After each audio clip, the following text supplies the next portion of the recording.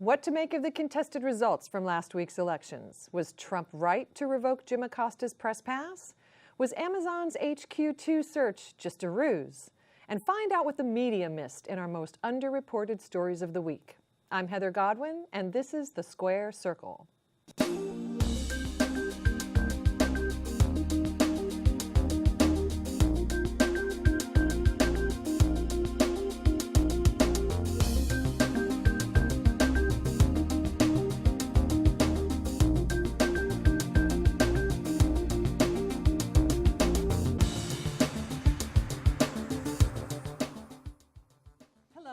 Welcome to The Square Circle. I'm your host, Heather Godwin.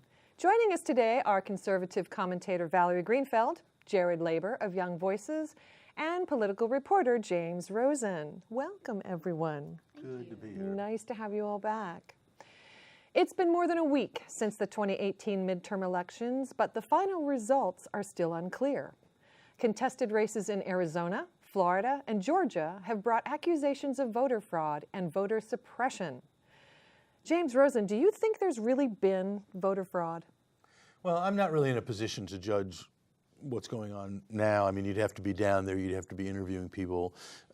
I do know that there have been dozens of studies going back decades by a whole range of experts across the political spectrum, think tanks and academics and so forth, that have shown that given the fact that we're now a country of 300 some million people, that there is remarkably little voter fraud. It's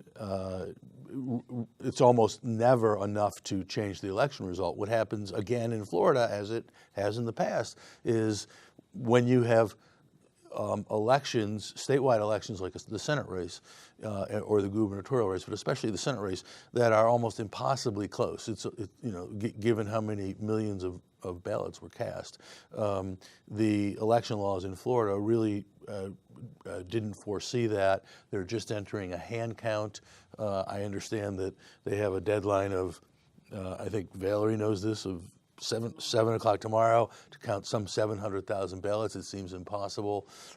But we have to remember in 2000, after Vice President Gore ran against George W. Bush, former Texas governor, no winner was announced for the presidency because of the Florida recount. And there were all kinds of shenanigans that went on. But subsequent studies, and this is the last thing I'll say, subsequent studies found, it was studied by a consortium of newspapers, it was studied by academics, and they found that there was remarkably little fraud in that vote, despite all the chaos. There was a lot of theater, a lot of protests, big circus, not much fraud.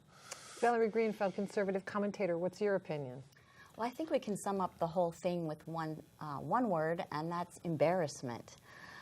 We've gone through this before in Broward County, as James just said, and we're going through it again in the same location. It's ridiculous, and I think I'm happy to hear that that the voter fraud is low, because that would mean that the two Republican candidates in Florida that are ahead 13,000 votes and 17,000 votes each, respectively, would win the election. And all of this time going by it's an embarrassment for our country, it's an embarrassment for Florida, and it's really unfair to the citizens of Florida and what were the other two, Georgia, Arizona, who, they need leadership, and they're waiting to inaugurate their people and get on with the business of the people. And, we're stuck with hanging chads again. So I hope by 2020 that, we will have electronic systems and no longer have to do anything by hand. Because I guess that's where the fraud comes in. Jared Laber, what's your opinion? So I think the Georgia example, to me, is much more interesting, because you have Brian Kemp and Stacey Abrams. Brian Kemp is, as well as the Republican gubernatorial candidate, is also the state Secretary of State. He certifies the elections. And there's obviously all sorts of, the Abrams campaign is alleging all sorts of things, there are votes still to be counted. But of course, Kemp is moving ahead with his transition, and he wants to certify his own victory, even though it's a close race and there are still ballots to be counted. I mean, I'm not an ethicist or a lawyer, but this seems like a pretty clear, conflict of interest. Him being his own certifier of his own potential very narrow victory. And so I think a lot more sort of attention needs to be focused on Georgia in that way. That's a good point. And I know that, Governor Scott is still the governor of Florida, and he's in some cases overseeing his own race in the same respect. What about these comments that we keep hearing about voter fraud, where people are actually going into the cars and changing into a different costume? And we don't keep hearing. President Trump said that. He's the only person who said that. It was, as so many things are with President Trump, it's absolutely the most absurd, ridiculous thing anybody has ever said. He got it from some vaudeville act. Seriously, I mean, I'm not kidding. Was there some reference to a vaudeville act? Yeah. Anyway, I won't go into the details. I want to jump off of something that Valerie said, that it would be better because of the hanging chads and so forth, better to go to electronic systems. That happened after the 2000 recount, and there are lots of problems with electronic systems. One of which is that the Russians and the Chinese can hack into them. That has happened, and it happened in 2016 with the Russians. At least we still don't know whether the Russians were able to actually change votes. There's debate on that, but it's proven that they hacked in, and so there's all kinds of problems with electronic systems as well. And I don't know what the answer is. I will tell you that there are cybersecurity companies that can keep a firewall so that these things don't happen in years to come. And I just think that we're not updating our technology, and it should be. There are a lot of things that can be done that we're just not doing. Secondly, I wanted to mention that the USA Today was talking about signatures, that there's a problem with the signatures from those that had voted previously with the same name, and now their signatures are completely different. I don't think that many, I think it was like 13,000 people, were suddenly have changed their signatures in the last 2 years. So I think there is some kind of fraud going on there, and so I don't think it was just President Trump. I do actually have a personal experience with the signature example in Florida. I have a friend who is in no way connected with politics that went in to vote, and she was turned away because the signature on her driver's license didn't match well enough, in their opinion, with the signature that was on file, and she couldn't vote. But why are they asking for a driver's license when you're not supposed to have that, because it's not fair to those that don't have a driver's license? Well, in our county, there's no driver's license. Florida has, each state has its own laws, and Florida has a different set of laws. So I feel like the signature issue is really not one that I'm just not comfortable with it. How about you, Jared? Well, I think a bigger issue is actually this. You see voters being purged from rolls because they didn't vote in the previous election. You saw that in Georgia. You saw that there was the Supreme Court case this past year.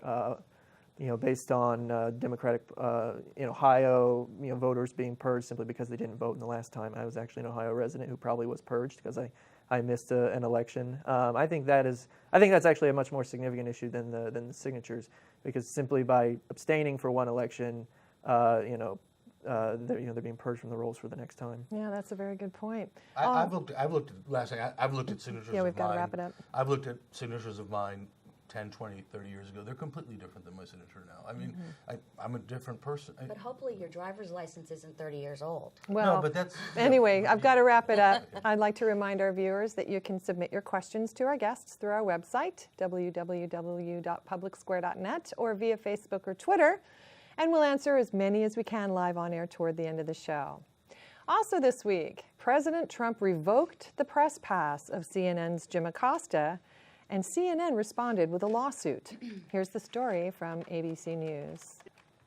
Out of Washington, CNN has announced that they are filing a lawsuit against President Trump and several of his aides for revoking White House correspondent Jim Acosta's press pass. The lawsuit alleges that Acosta and the cable network's First and Fifth Amendment rights are being violated. You may recall Acosta, as seen here, got into a testy argument with the president during a news conference. Shortly afterwards, a Secret Service agent confiscated Acosta's pass. And finally, Amazon, we'll discuss this right now. Valerie Greenfeld,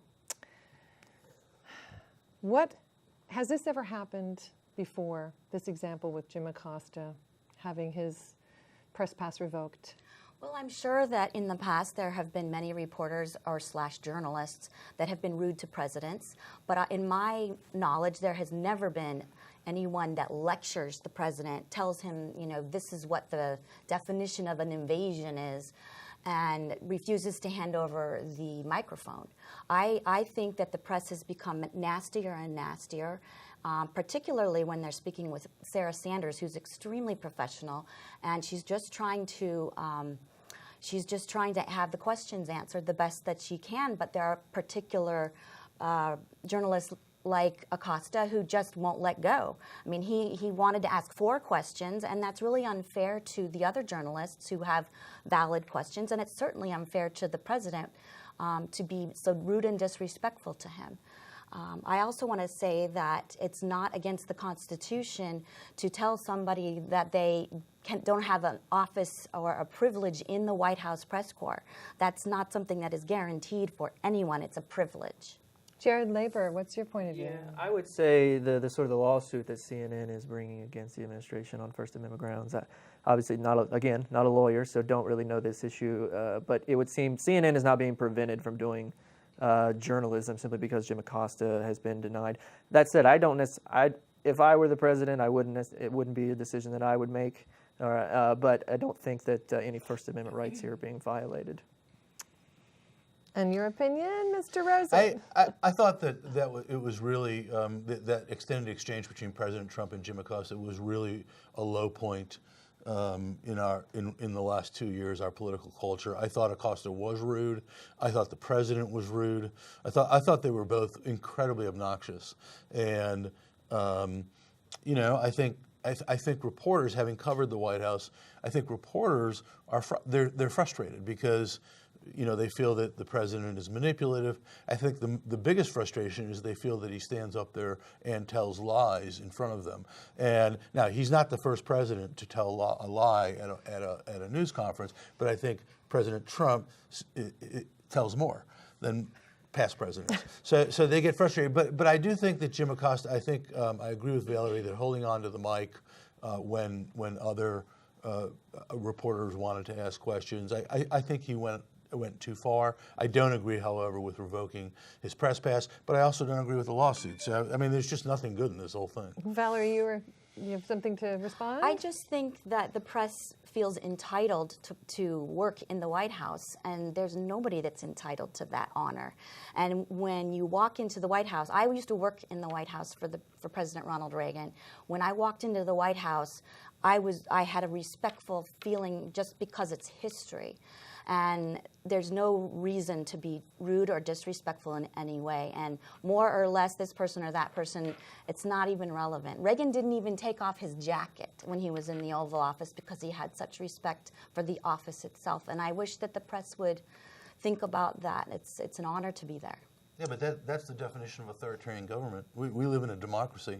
We do. It's not a privilege. It is. We have you should a act democracy. respectful, but to say it's a privilege given out by the presidential administration, that's the definition of an authoritarian government. No, it is not. And the reason it is not is because the press office does not have to be in the White House. It can be across the street. No, we're talking about ability to participate. I'm not saying that CNN can't participate. I'm saying CNN needs to rein in their bullies and do the proper thing when we're talking to the President of the United States. And if they can't do that, they don't deserve to be there. Definition of an authoritarian No, government. an authoritarian governor is saying, you can't report on this, I won't talk to you. And there are many CNN reporters that the president does speak to. It's just this particular one out of the many in CNN that is banned because he deserves it.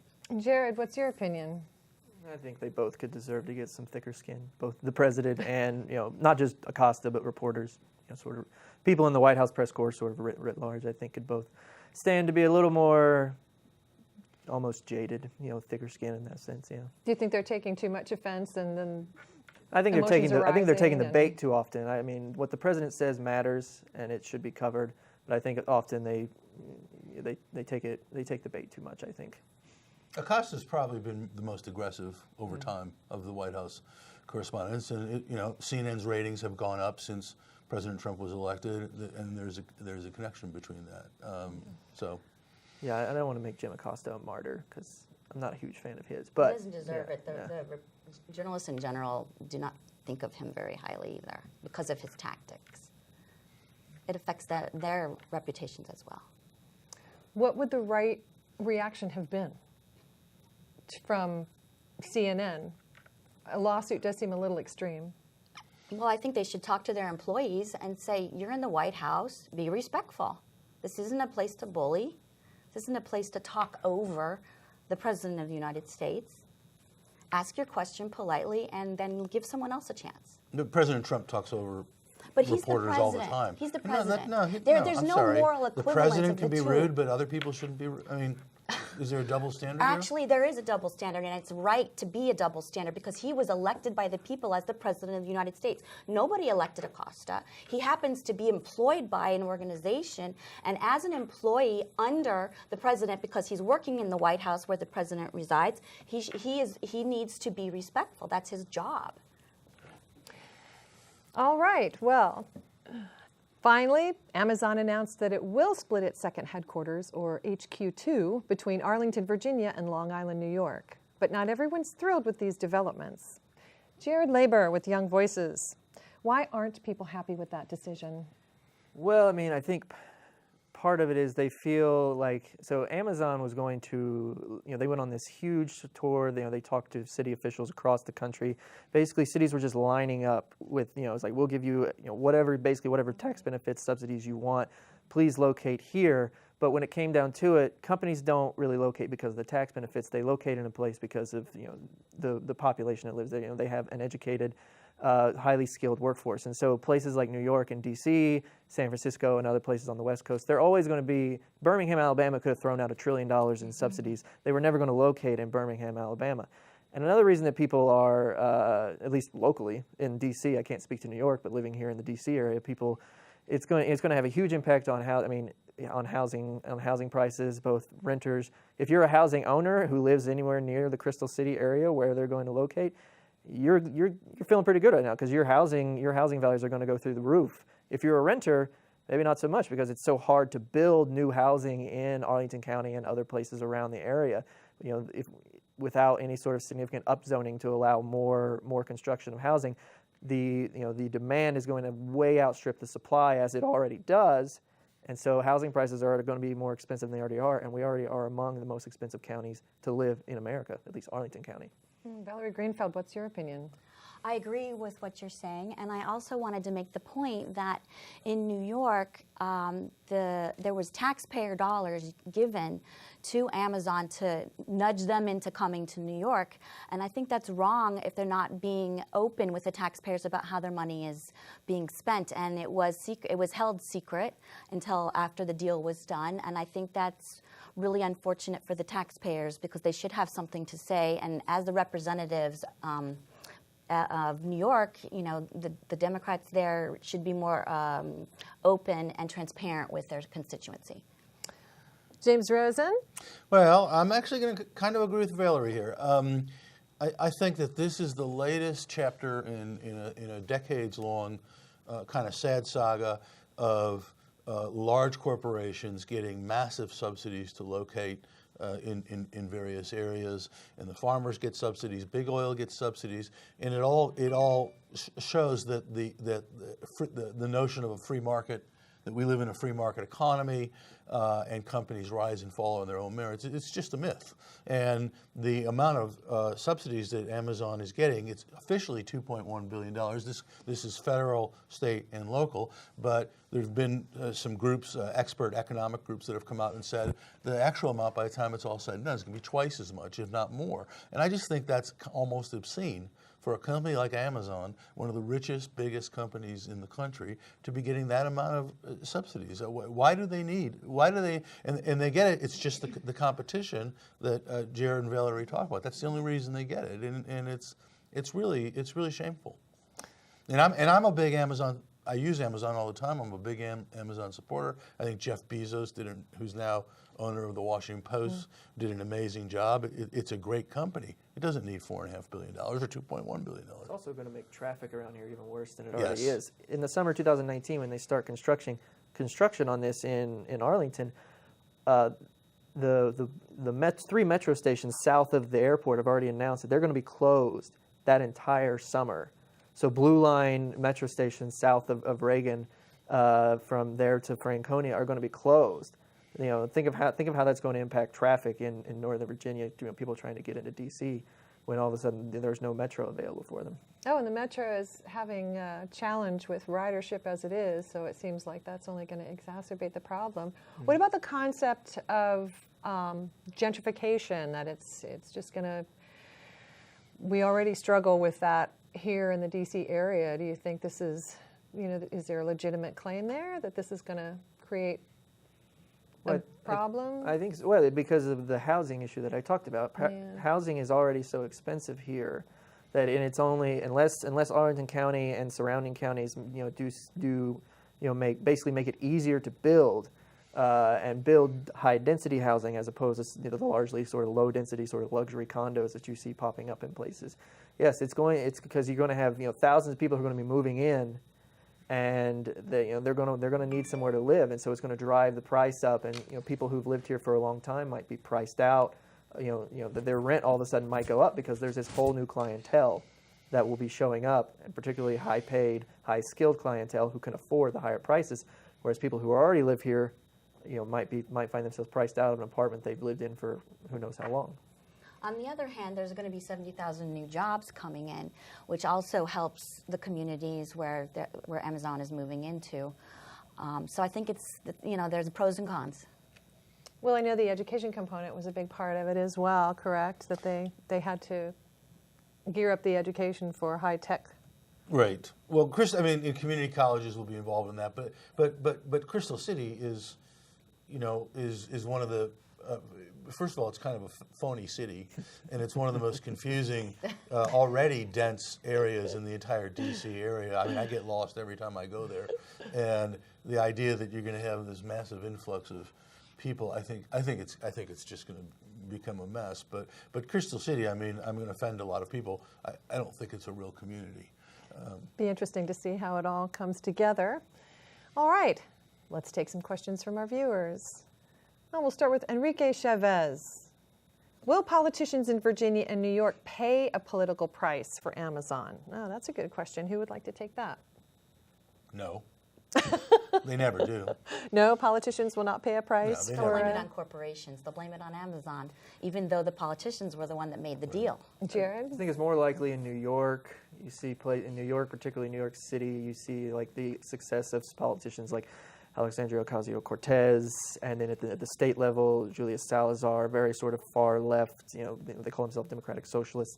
So it's more likely that somebody might pay a price in New York. Bill de Blasio, maybe, not sure. I think is less likely here in Northern Virginia. There's so much news that comes in the era of Trump, President Trump. There's this cascade of news every day. We forget stuff a week later, major stories 2 weeks later. This is going to be a forgotten story in a month. So. All right, and next from Christina Brooks. Thanks for writing in. Why the disparity between the way politicians see Amazon and the way citizens see it? Well, citizens simply see the product that is delivered to their door, hopefully if they have Amazon Prime, within 2 days. So obviously they have citizens will naturally have a more of affinity for the company because they just see it. They see the product that they get. They see the value that Amazon is adding to their personal life. Cheap stuff that's delivered to your door in sometimes less than 48 hours. You don't even have to walk outside if you don't want to. Depending on what you're ordering and where you live, you can sometimes get it within the hour. So I think that they only see that side of it. They see the value that's being brought to their life, which is why there might be a discrepancy between the way consumers see it and the way politicians might see it. I think politicians and corporations are more and more coming together because they can scratch each other's back and give each other what they need, and that's one of the reasons that people are unhappy with the Amazon deal, because they see that they weren't included. This was between the big corporate fat cats and the quote-unquote corrupt politicians. James Rosen, do you have an opinion? Well, I just think that the selling point is the jobs. That fits with President Trump's agenda.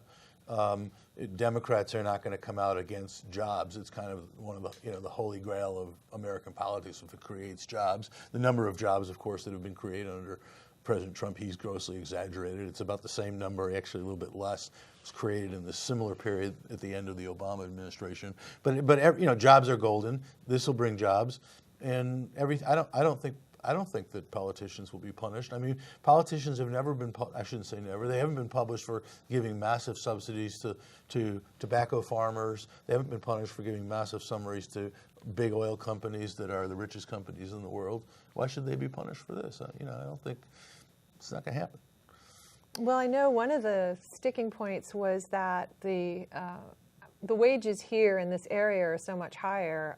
I read, I believe, $150,000 per year is the average here versus $100,000 in other areas, and so that was something that I guess caused a little bit of friction. Does anybody have an opinion on how that may have affected things? I don't think too many Amazon workers are going to be making $150,000. $150,000 a year, or $100,000. Yeah. I think there'll be. It depends obviously on what they do, but the people putting things in boxes and wrapping the boxes, I'm sure they'll be making considerably less than those figures. Okay, and now it's time for the most underreported story of the week. Who wants to start?